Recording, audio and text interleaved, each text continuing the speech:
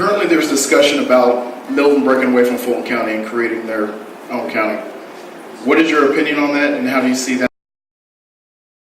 Be a disaster, in my opinion. So, if Buckhead can potentially be included in that area, or a portion of City of Atlanta can break out, I think it's worth discussing. I don't think it's worth discussing where Sandy Springs leaves and Buckhead's left to pay the toll.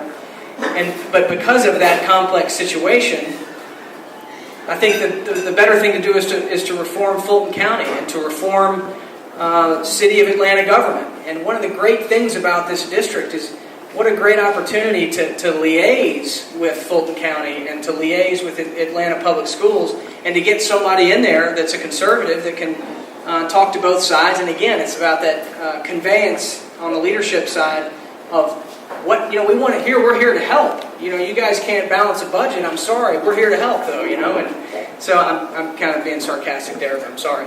But anyway, we need to help them and be an advocate for them and work with them. I have to admit, if I lived in Milton County, I'd probably want to break away too. But the bottom line is I don't, and I live right in Buckhead, and I pay an unbelievable amount of property tax, probably one of the highest in the state. My water bill last month was right around $400, and I didn't wash the car or run the sprinkler. I understand why they want to break away. It's mismanagement of government in town. 10 years ago, Buckhead needed downtown. Today, downtown needs Buckhead. So, to me, there's no true answer on this, but I do know this, that the Fulton County operates on an $82 million deficit. $82 million.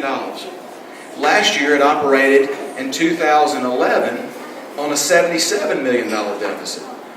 So what I'm trying to tell y'all is if I ran my business operating on a deficit, or if I spent more than I brought in, I'm out of business.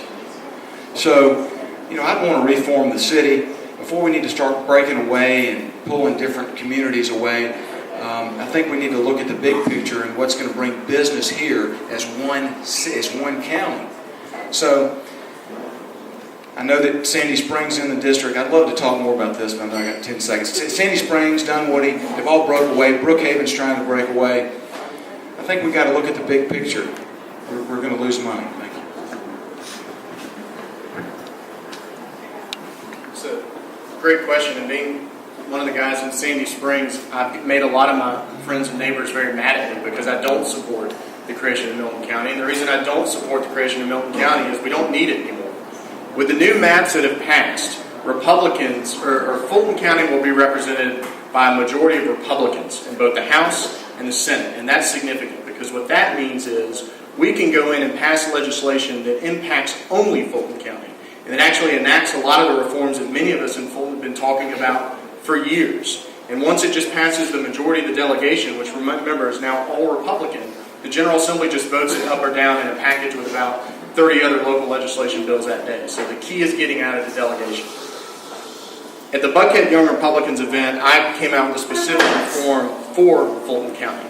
One would be to cap the millage rate, to freeze it with the intent that we are going to start lowering it as we do number 2, which is to limit Fulton County to doing what it has to do, not just what it wants to do. 95% of the citizens in Fulton County receive their services from the city, not the county. So there's no reason why Fulton's millage rate should be almost twice that of Cobb. The third thing I would do is expand the homestead exemption for persons over 65 in Fulton County to make it more competitive with Cobb so that folks can stay in their homes and not have to leave because of continuing prices going up. And the last thing that I would do, and I looked at this today, Fulton County spends $61 million a year to grading. It also spends $22 million providing health services. We can consolidate those and do both.